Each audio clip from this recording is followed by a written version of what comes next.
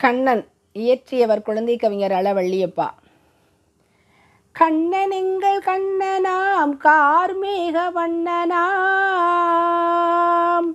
வெண்ணை உண்ட கண்ணனாம் மண்ணை உண்ட கண்ணனாம், குழலினாலே மாடுகள் கூட செய்த கண்ணனாம், கூட்டமாக கோபியர் கூடாடும் கண்ணனாம், மழைக்கு நல்ல குடையன மலை பிடித்த கண்ணனாம், நச்சு பாம்பின் மீதிலே நடனமாடும் கண்ணனாம், கொடுமை மிக்க கம்சனை கொன்று வென்ற கண்ணனாம், தூது சென்று பாண்டவர் துயரம் தீர்த்த கண்ணனாம், அர்ச்சுனர்க்கு கீதையை அருளி செய்த கண்ணனாம்,